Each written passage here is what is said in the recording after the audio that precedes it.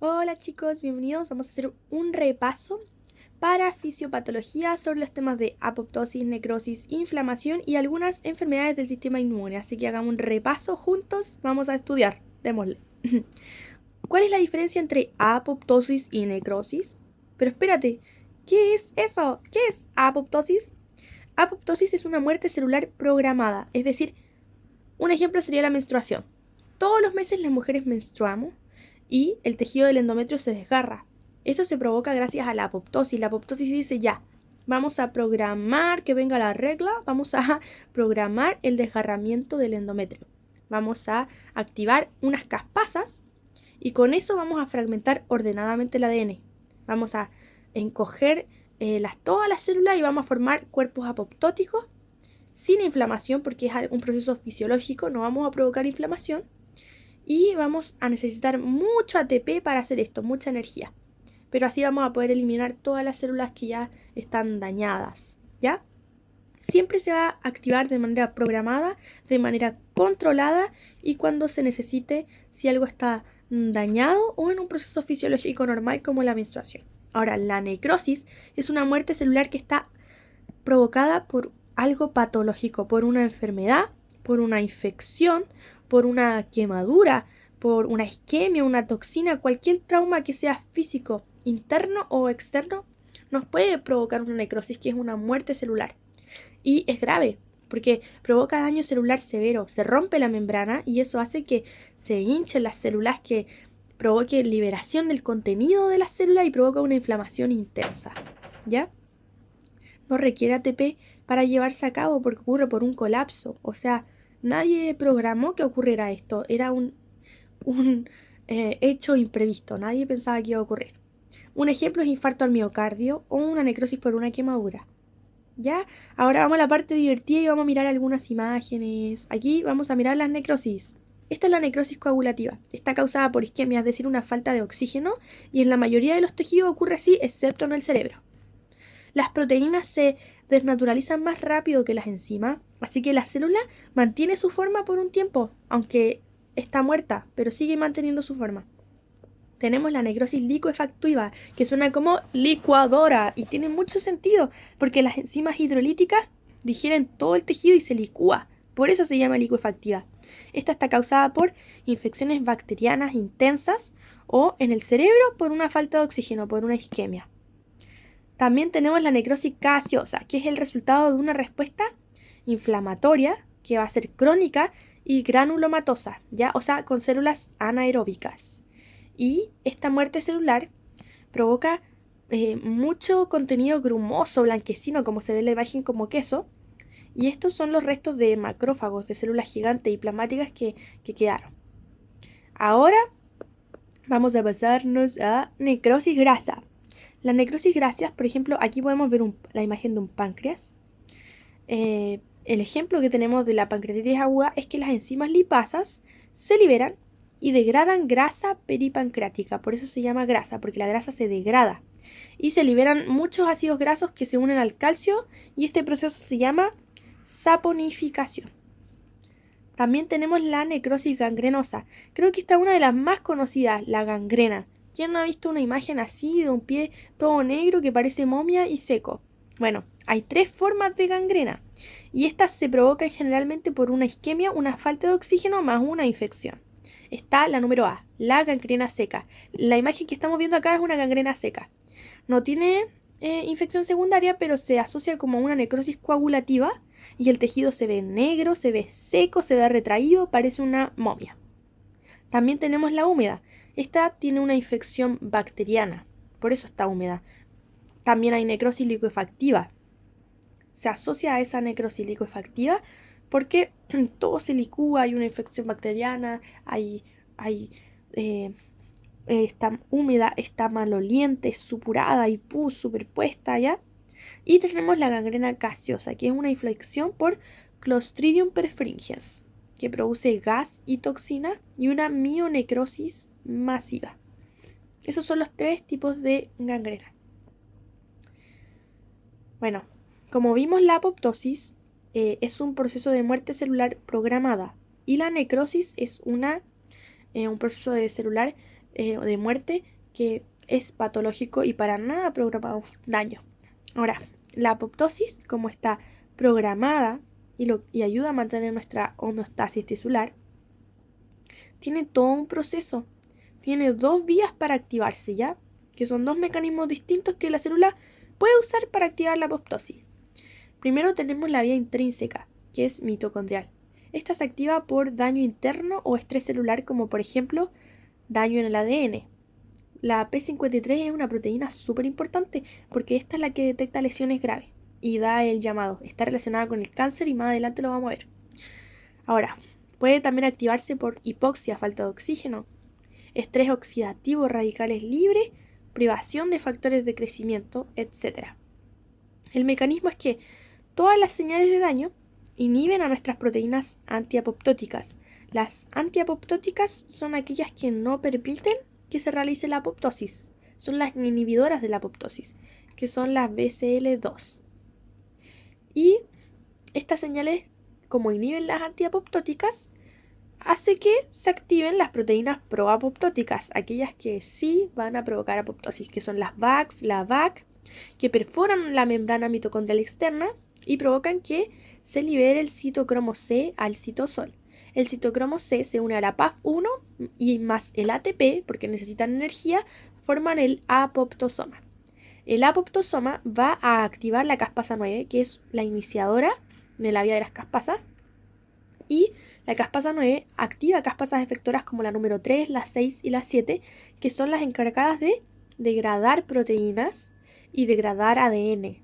O sea, estas caspasas son las encargadas de provocar la muerte celular controlada. Estas son las que hacen como el trabajo sucio, como romper una casa cuando uno necesita remodelar.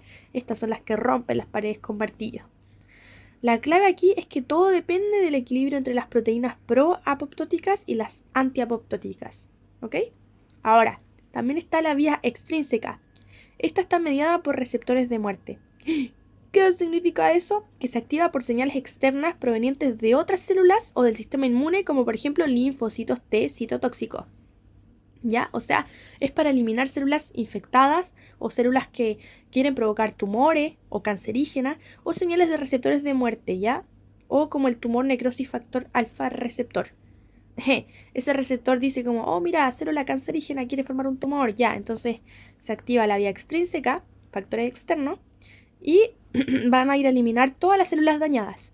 El mecanismo es que el ligando FAS-L o el tumor necrosis factor alfa, que es este factor que detecta las células que quieren formar tumores, se une a su receptor de muerte en la membrana celular y reclutan adaptadores como FAT y se forma el DISC. Ya, todo esto significa muerte, ya. Estas son puras células que van a llevar a la muerte, o sea, puras adaptadores que van a llevar a la muerte a otras. Ahora, el DISC activa la caspasa 8. Aquí están activando la vía de las caspasas. O también puede ser la caspasa 10 en algunos casos. Y esta caspasa 8 activa las efectoras, la 3, la 6 y la 7, que son las que hacen el trabajo sucio y que golpean las murallas de la casa con martillo y todo. Ya, estas son las que degradan la célula ordenadamente. En algunos casos, la caspasa 8 también activa la proteína proapoptótica, así que también puede tener una conexión con la vía intrínseca. O sea, en algunos casos esta caspasa 8 va y activa las proteínas proapoptóticas de aquí y al final se activa la intrínseca. Ahora, la clave de la extrínseca es que se activa por una unión ligando y receptor. O sea, al inicio esto es independiente de la mitocondria, pero al final va a depender igual, en algunos casos, de la mitocondria, porque la caspasa 8 puede ir y activar a la intrínseca. ¿Ya? Principales diferencias: la intrínseca es algo que ocurre dentro, al interior de la célula. Es un daño interno y está llevada por la mitocondria. La vía extrínseca, ligada por factores que son externos, provenientes de otras células, ¿ya? Por ejemplo, cuando se quiere formar un tumor, cuando hay células infectadas, etc. Ahora, la intrínseca va a activar como primer caspasa a la número 9. Y la extrínseca, la primera caspasa que activa va a ser la 8 o la 10. Ya, sigamos. Aquí podemos ver las proteínas proapoptóticas, que son la VAX y la VAC, que favorecen la apoptosis. Las antiapoptóticas BSL2, BSL, XL, MSL1, que inhiben la apoptosis. Y tenemos los sensores que detectan señales de daño o estrés celular. VID, VIM, VAD, PUMA, NOXA. Parece un trabalengua. Bueno, esas son las vías. Hablemos de la necroptosis. Necroptosis es una muerte celular programada como la apoptosis, pero que tiene características morfológicas de necrosis. Por eso se llama necroptosis, es como una combinación.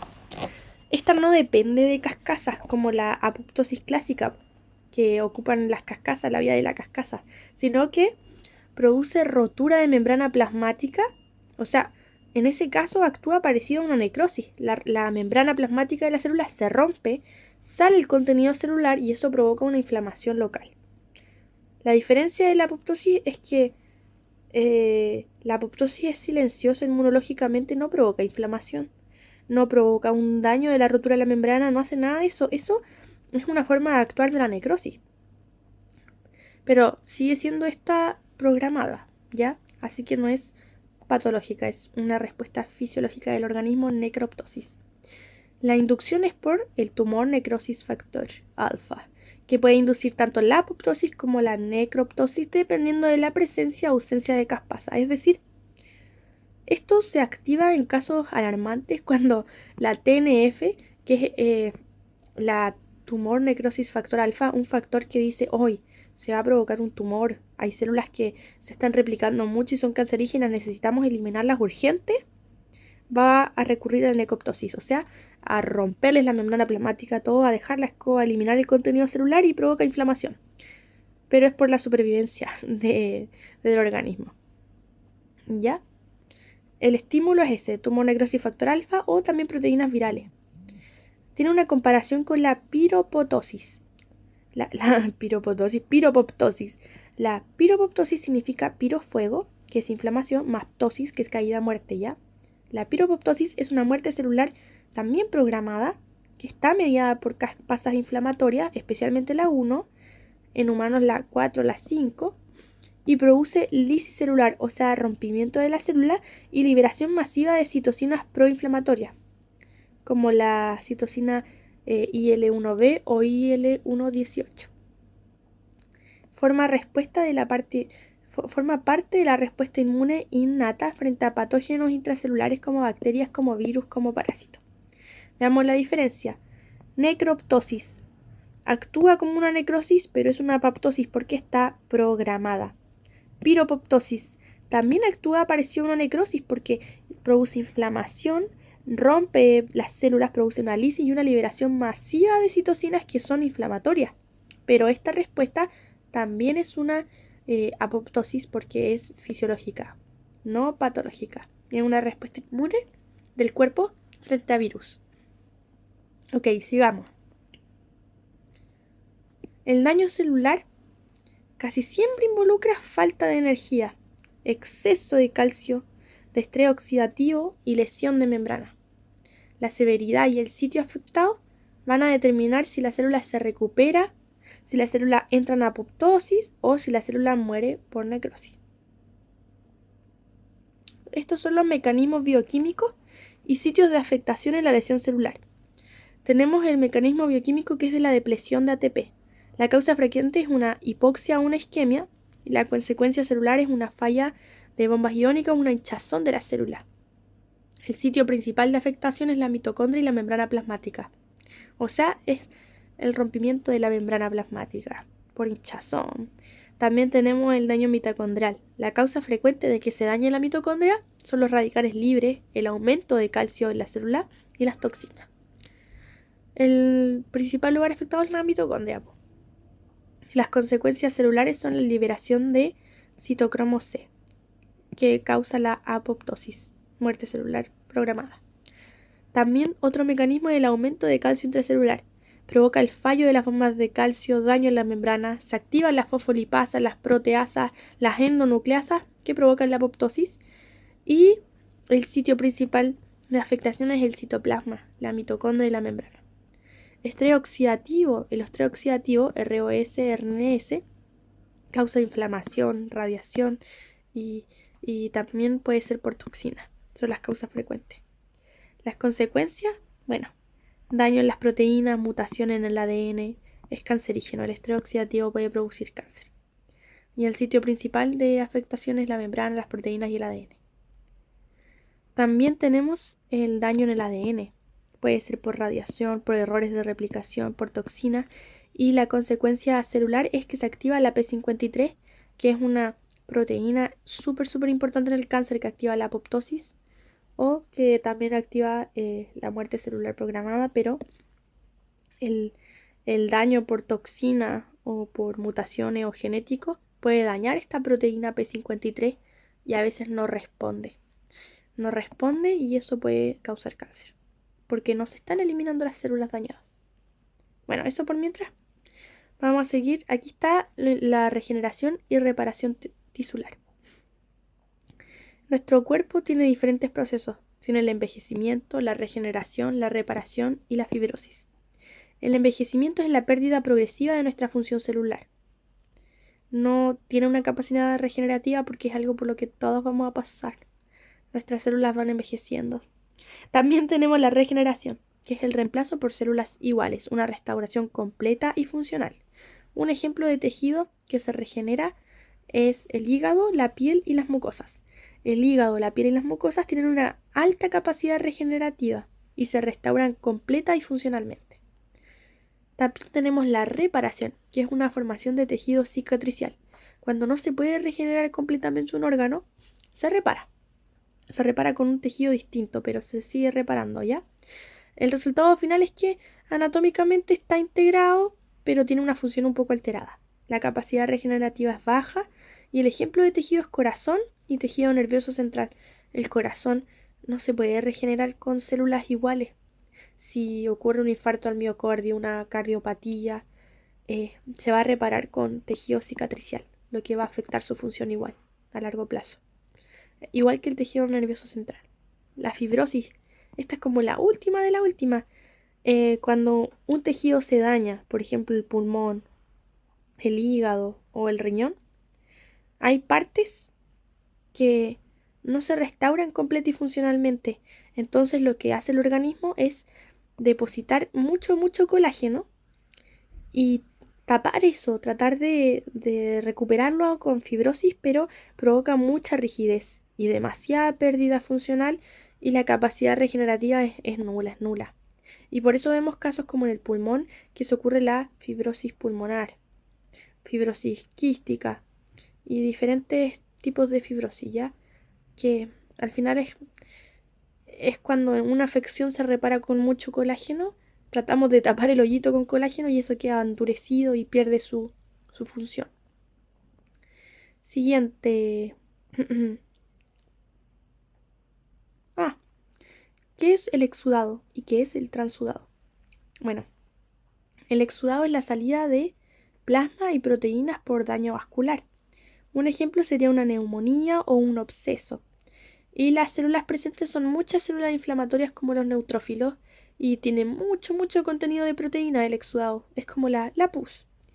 El transudado es un contenido muy bajo en proteína y viene de un líquido de filtración de plasma sin daño vascular.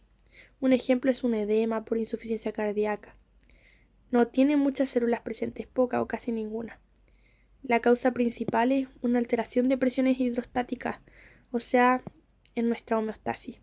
Es sin inflamación, transudado. Es claro, es transparente y es ligeramente amarillo. El exudado, en cambio, es súper opaco y turbio y puede contener pus porque tiene muchas proteínas inflamatorias como neutrófilos, glóbulos blancos, macrófagos, etc. Ahora, aquí podemos ver los niveles de cicatrización. El primer nivel de cicatrización son heridas limpias, con una mínima desvitalización. Se reparan rápido con una sutura, un adhesivo, una grapa hasta por listoco. La segunda intención es una herida amplia que, se infecta y permite granulación y repitalización, o sea, le ponen los puntos y se infecta y tienen que hacer una curación. La tercera intención son heridas que están demasiado contaminadas y no se pueden por lo tanto hacer puntos. Estas tienen que tratarse y curarse primero. Eh, ocurren en el primer cierre por segunda intención y luego del cierre completo por primera intención. Heridas muy contaminadas. Tratan de desinfectarla, cerrarla primero por segunda infección y después cuando ya está mejor se cierra completo por primera. La cuarta intención son heridas demasiado amplias que se utilizan injertos de piel o colgajos.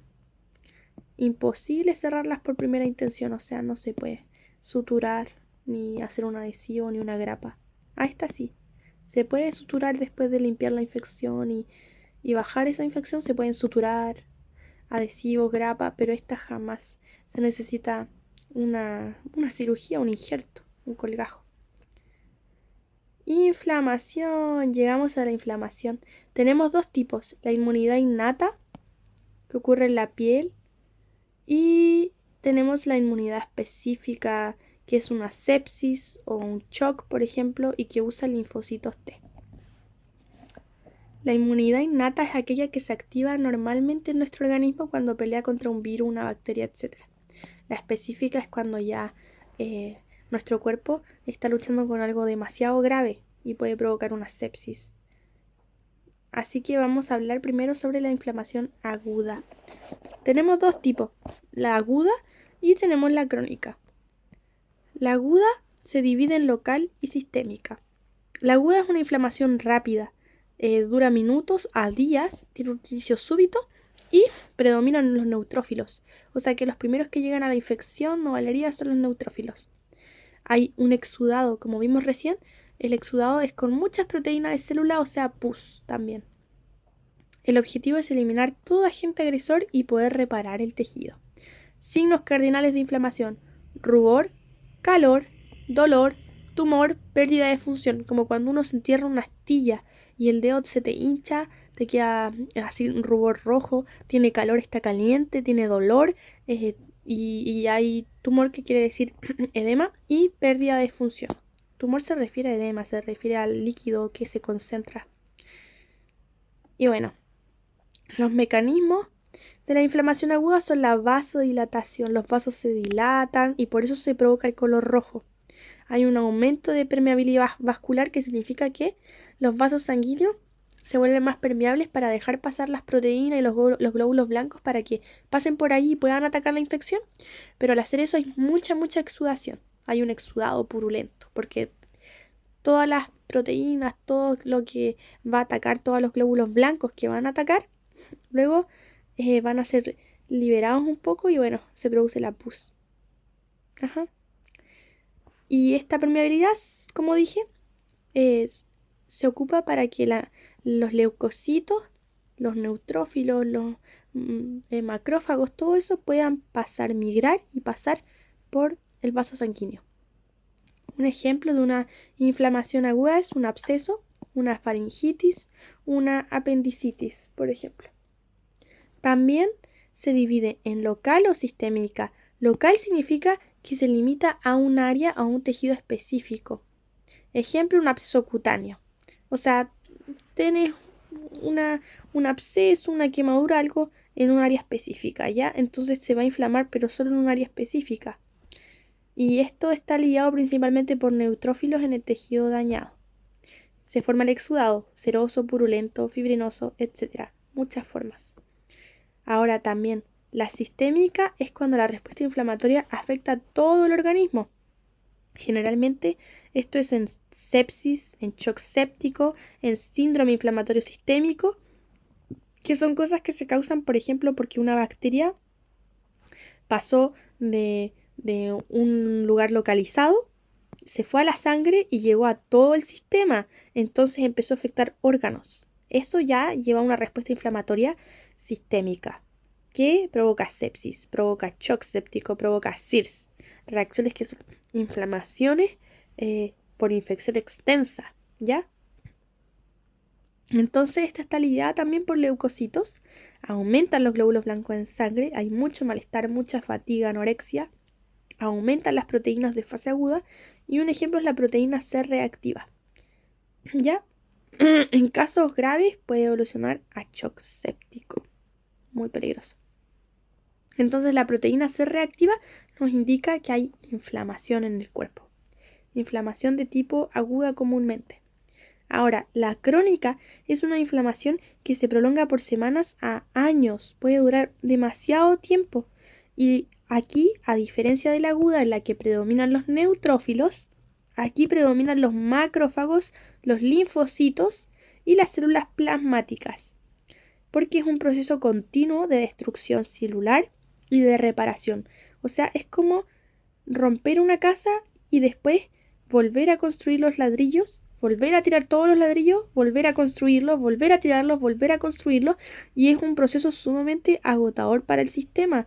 Un ejemplo de enfermedad es la artritis reumatoide.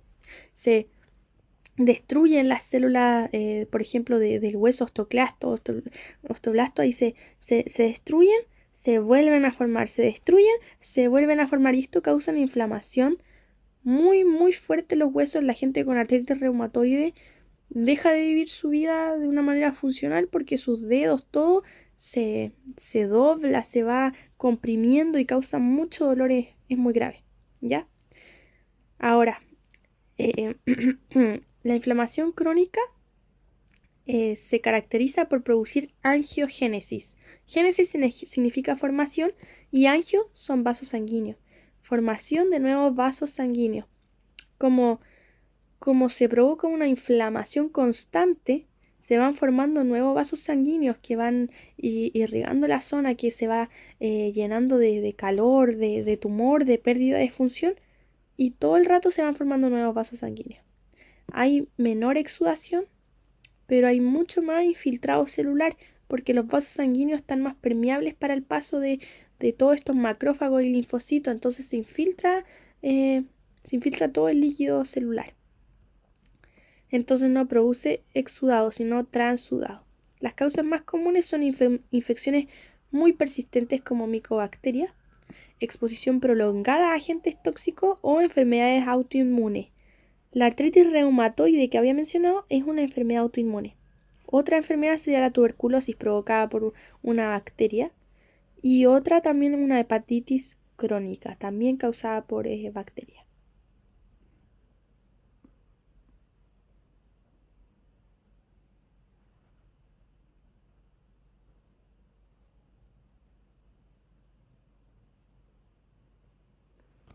A ver, busquemos hepatitis crónica.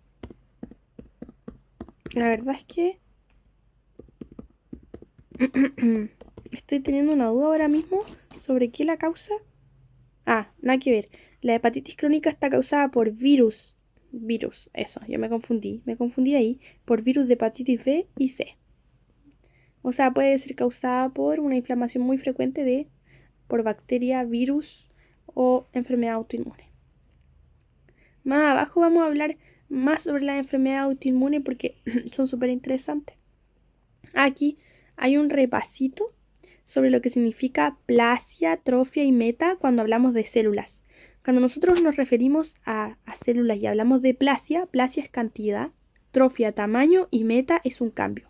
Entonces si decimos, aquí hay una hipertrofia, decimos, aquí hay un crecimiento, hay mucho tamaño, ya hay un aumento del tamaño de las células.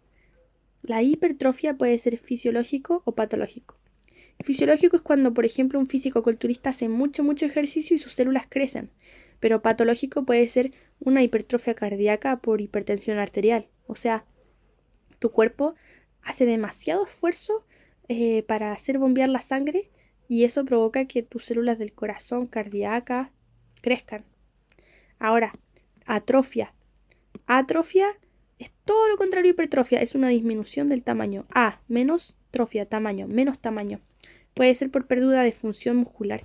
Una inmovilización prolongada de un músculo lo atrofia. Por ejemplo, cuando la gente se pone un yeso y no ocupa ese brazo porque tiene un yeso y hace todo con el otro, después le sacan el yeso y su bracito está mucho más delgado que el otro. Y eso es porque muscularmente hubo una atrofia, una disminución del tamaño de la célula muscular. También tenemos la hiperplasia, que significa aumento de cantidad. Es cuando las células aumentan en número. Esto puede ser fisiológico también o patológico. Por ejemplo, fisiológico sería en las células del endometrio. Todos los meses la mujer menstrua y el endometrio se vuelve a rehacer, entonces vuelve a aumentar el número de células ahí. Y también tenemos patológicas. Ahora, hipoplasia es la disminución de la cantidad de células. Hay pocas células desde el desarrollo. Un ejemplo es la hipoplasia renal congénita, o sea, desde que te desarrollaste, naciste con pocas células renales. Generalmente durante el desarrollo embrionario en el útero de la madre. ¿Ya? También tenemos la metaplasia. ¿Qué era plasia? Cantidad. Y meta, cambio. Así que es un cambio en la cantidad de células. Es una sustitución de un tipo celular por otro.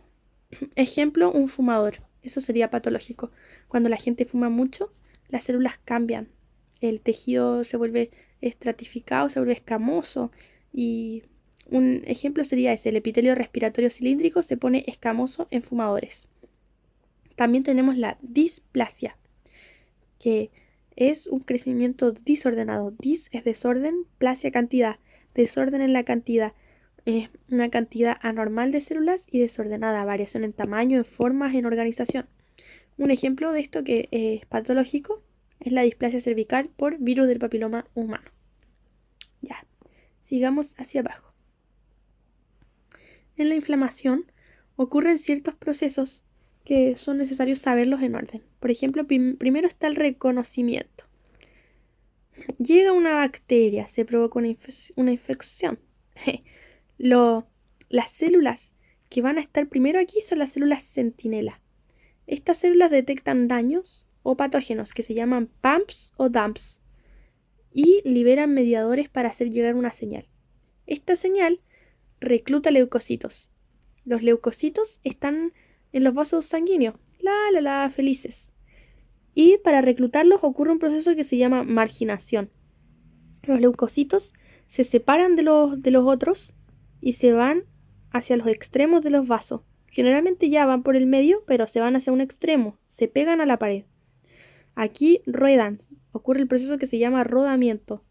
Ruedan y luego se adhieren y se provoca la diapédesis, que después de adherirse a la pared, la diapédesis los hace pasar por la pared del vaso. La pared del vaso se hace muy permeable. Estos procesos están lidiados por proteínas que se llaman selectinas, que son las que seleccionan los neutrófilos. Así, a ti te voy a seleccionar, te voy a marginar, voy a hacer que te vayas hacia la pared y que ruedes. Y luego el proceso de adhesión lo hacen las proteínas llamadas integrinas, que integran por la pared celular del vaso sanguíneo a las leucocitos. Y la diapédesis, que finalmente es el reconocimiento de las bacterias o el agente infeccioso y ir por él. Ya eso lo hacen las integrinas. Marginación y rodamiento selectinas, adhesión y diapédesis. Nada que ver. Marginación y rodamiento selectinas, adhesión y diapédesis, integrinas. Ahora, cuando los leucocitos llegan aquí, se ocurre la retirada del agente. Primero hay fagocitosis y destrucción por parte de neutrófilos y macrófagos, que son leucocitos, ya recordemos, todos estos son leucocitos, y se regula la respuesta y la terminación. Los mediadores antiinflamatorios y ocurre la apoptosis de los neutrófilos. O sea, todos los neutrófilos que ayudaron después se mueren, pobrecitos. Pero el sistema los desecha porque ya están ocupados. Entonces ocurre la resolución y la reparación y se regenera el tejido. Y si no se puede regenerar, se ocurre la fibrosis, ya que es con tejido con mucho colágeno, como una tapadera. Bien, sigamos hacia abajo. Aquí están los mismos pasos que yo dije. Se reconoce el agente agresor, se detectan patógenos y daño celular, pumps, dumps, se libera mediadores químicos, eso es importante, como histamina, prostaglandina y citocina. Estos mediadores químicos son los que producen la inflamación, los que llaman a los neutrófilos al lugar. Y los cambios vasculares iniciales, como había dicho, vasodilatación. El vaso se dilata, se agranda, aumenta el flujo sanguíneo, eso causa rubor, calor, aumenta la permeabilidad vascular para dejar salir a las proteínas plasmáticas y el líquido exudado y se genera un edema. Luego hay éstasis, un flujo sanguíneo más lento que favorece la llegada de los leucocitos. Reclutamiento de leucocitos, esto fue lo que yo hablé. Es un proceso súper clave en la defensa y es la marginación. Leucocitos se acercan a la pared vascular. Rodamiento. Hay una interacción débil con selectina. O sea, las selectinas interactúan y las hacen rodar cerca del vaso. Y luego lo que la adhiere firmemente son las integrinas. Las integrinas hacen que los leucocitos se adhieran a la pared del vaso. Las moléculas de adhesión son ICAM y VCAM. Luego ocurre la diapédesis, que es el paso del leucocito a través del endotelio hacia el tejido. O sea, el paso así, ¡piu!, hacia el tejido. Y luego se activan los leucocitos y eliminan el agente. Hay fagocitosis. Los neutrófilos y macrófagos ingieren y destruyen todos los patógenos del tejido dañado. El mecanismo de destrucción es por medio de radicales libres, por enzimas lisosómicas, óxido nítrico o una red inflamatoria, un refuerzo de la respuesta por más citocina. Recordemos que citocina, histamina y prostaglandina son mediadores químicos que ayudan a desencadenar la respuesta inflamatoria. Luego, la respuesta se termina eliminando los mediadores químicos proinflamatorios para que no sigan llamando más inflamación y todos los neutrófilos que quedaron van a morir por apoptosis. Adiós, cumplieron su pega, esa era su vida en este mundo, se mueren. Y bueno, la activación de mediadores antiinflamatorios como interleucina 10, TGF-B y las lipoxinas. La reparación tisular. Si el daño es leve, se resoluciona completo con regeneración celular, pero si es extenso o es crónico, se forma un tejido cicatricial con colágeno y esta es la fibrosis. O también hay angiogénesis, que es la formación de nuevos vasos sanguíneos. Estos son todos los mediadores de vasodilatación: prostaglandina, óxido nítrico, histamina, serotonina. Los de la vasoconstricción es tromboxano, leucotrienos, y los que aumentan la permeabilidad para que puedan pasar estas células plasmáticas, las células, los glóbulos blancos y los defensores, son las histaminas, serotoninas, aminas, plaquetas, PAF, fibrinopéptidos, leucotrienos. Son muy importantes porque aumentan permeabilidad, vasodilatan y ayudan a que se provoque la respuesta inmune. La inflamación aguda tiene una fase que se llama vascular. Aquí se altera el flujo y el calibre vascular. Se inicia muy rápido, dura entre 15 a 30 minutos la mayor intensidad y se aperturan nuevos lechos vasculares. También está el incremento de la permeabilidad vascular. Las consecuencias de que aumente la permeabilidad es que se manifiesta el exudado que provoca edema y causa dolor, impotencia funcional, etc. Y el vaso también se puede lesionar causando un hematoma. Esta es la fase vascular. Después tenemos la fase celular, que es de las que hablamos, donde migran los leucocitos hacia el foco de lesión. Aquí está el TNFL1. Es el tumor necrosis factor alfa. El tumor necrosis factor alfa es una citocina que es proinflamatoria, o sea, un factor químico que ayuda a producir inflamación y está producida sobre todo por macrófagos y en menor medida por linfocitos T y células natural killer. Ayuda a eliminar todo cáncer y tumor y célula dañina que se replica sin control. Es una proteína señalizadora del sistema inmune innato y actúa como un mediador principal entre inflamación aguda y entre inflamación crónica. En la inflamación local estimula que se expresen moléculas que se adhieren al endotelio, o sea que facilita el reclutamiento de leucocitos y aumenta la producción de otras citocinas como interleucina 1 y interleucina 6 que provocan inflamación. En la inflamación sistémica, es decir, de todo el cuerpo, cuando el cuerpo está luchando contra un virus o una bacteria que está esparcido por todo el cuerpo, lo que hace es producir fiebre, porque actúa sobre el hipotálamo. Activa el eje hipotálamo hipófisis adrenal, provoca caquexia e inflamaciones crónicas y en efectos extremos puede llevar a una sepsis, a un shock séptico por una vasodilatación masiva y un aumento de la permeabilidad vascular. El tumor necrosis factor alfa lo que principalmente hace es estimular a la ciclooxigenasa 2 en los macrófagos y en las células endoteliales. La COX-2, que es la ciclooxigenasa 2, aumenta la síntesis de prostaglandina, sobre todo de la número 2, que induce la fiebre, genera el dolor y la vasodilatación. Es súper importante entender que la que genera dolor es la prostaglandina 2. Las prostaglandinas, que participan en la amplificación de la respuesta inflamatoria. Bueno, sigamos. Estos son indicadores importantes. La proteína C reactiva lo que me indica es inflamación, o sea que la proteína C reactiva me indica que hay inflamación aguda. La velocidad de sedimentación mide la rapidez con lo que los glóbulos rojos se sedimentan en un tubo de ensayo y aumenta la inflamación. Los leucocitos también me indican que hay inflamación. Mide el número total de leucocitos en sangre. Si hay una leucocitosis y hay demasiados glóbulos blancos en sangre, puede indicarme una inflamación que es aguda y también puede indicarme una crónica. Si hay una disminución muy grande, como una leucopenia, disminución total, me puede indicar una enfermedad crónica, o sea, una inflamación crónica. Fibrinógeno es una proteína que tiene un papel fundamental en la coagulación, actúa como un marcador de la inflamación y me indica que hay inflamación aguda y crónica. Las interleucinas indican inflamación aguda y crónica. El factor de necrosis tumor alfa está muy elevado en inflamación crónica y enfermedades autoinmunes y relacionadas también con cáncer.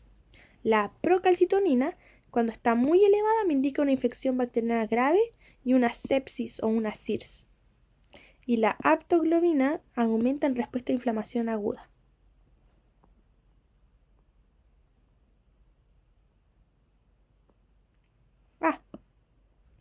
Aquí tenemos algunas células de las que habíamos hablado. Los mastocitos son glóbulos blancos que son las centinelas de la inmunidad. O sea que ellos son los primeros en decir, oh, algo está pasando, son como los guardias. Algo está pasando aquí, va a haber una sublevación, ayuda. Y son los que mandan estímulos y liberan muchos mediadores químicos que llaman a otros. Por ejemplo, los mastocitos liberan histamina, que es una molécula fundamental que actúa como un mediador químico que aumenta la permeabilidad y la vasodilatación, o sea, provoca inflamación. También los leucotrienos son liberados por los mastocitos, también provocan aumento de la permeabilidad y vasodilatación. Estas son moléculas lipídicas y se derivan del ácido araquidónico, al igual que la prostaglandina. Pero la prostaglandina está liberada por los macrófagos, los glóbulos blancos esenciales, que son los que fagocitan y se originan a partir de monocitos. Ahora, este glóbulo produce y libera prostaglandina y también citoquina. La prostaglandina provoca aumento de la permeabilidad, vasodilatación y dolor. Esto es esencial saberlo, porque de todas las células que tenemos, la única que nos va a provocar dolor es la prostaglandina, que es una sustancia lipídica también y también se libera del ácido araquidónico, es un derivado del ácido araquidónico. Ahora, el macrófago también libera citoquinas. Las citoquinas son glucoproteínas que actúan como mensajeros químicos y aumentan la permeabilidad y también la vasodilatación. Lo que hacen también es activar los fibroblastos y se encuentran más en la inflamación crónica como la interleucina 12, la FN1 y la interleucina 17. Estas provocan vasodilatación. Siguiente. Bueno, aquí podríamos repasar algunos componentes de nuestra inflamación aguda. El sistema del complemento es parte de la inmunidad innata, es decir, cuando nos enfermamos, tenemos un virus o una bacteria, la inmunidad innata de nuestro cuerpo va a luchar contra ello y va a activar este complemento. Es un conjunto de proteínas plasmáticas que se activan como en una cascada y van potenciando la respuesta inmune. Su activación deriva en que se active la C3. La C3 genera C3A y C3B y luego pasa a C5A, C5B y eso lleva a inflamación y a lisis del patógeno. Las vías de activación son la clásica, que es activada por unión de un anticuerpo. Puede ser inmunoglobulina G o inmunoglobulina M, que es un anticuerpo que se une a un antígeno y forma esta inmunoglobulina. La vía alterna es una activación directa, pero por una superficie microbiana, como una pared microbiana. Y también está la vía de las lectinas, que activa esta vía del complemento para provocar inflamación por medio de una lectina fijadora de manosa que reconoce los azúcares que hay en la superficie microbiana. ¡Wow! ¡Qué específico!, ¿verdad? Bueno. La lectina fijadora de manosa se une a MASP1 o MASP2, que son serinproteasas, que actúan como la C1 clásica, y eso activa la C4 y C2. Y la C4 y C2 son las convertasas de la C3, así que convierten mucha C3, y la C3 se divide en C3A, C3B, C5A y C5B. Ahora, la función de las proteínas plasmáticas del complemento, que son anafilotoxinas, es la C3A y la C5A. Estas proteínas van a causar inflamación. Por eso se llaman anafilotoxinas. Quimiotaxis, histamina, estas provocan inflamación y vienen de estas C3A, C5A. También está la C3B. La C3B causa opsonización, más amplificación de la cascada. Vamos a buscar bien qué significa opsonización. Mecanismo del sistema inmune que consiste en marcar los patógenos. Ya. Lo que hace la proteína C3B es marcar los patógenos para que luego los macrófagos puedan ir y fagocitarlas. Esa es la opsonización. Y tenemos la C5B y C9, que es un complejo de ataque a la membrana que provoca lisis, o sea, rompimiento de la célula. Lo importante de aquí es recordar que las que causan inflamación en sí, como anafilotoxinas, quimiotaxis e histamina, son la C3A y C5A.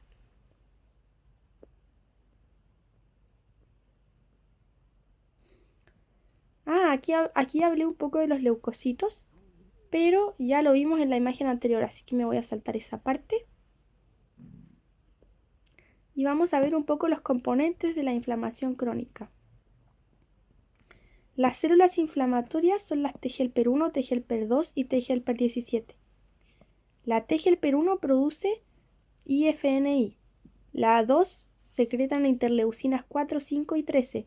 Y la 17 secreta interleucinas 17 y otras citocinas. La TGLPR1, que produce IFNI, activa macrófagos. La TGLPR2, con todas sus interleucinas 4, 5 y 13, reclutan y activan eosinófilos.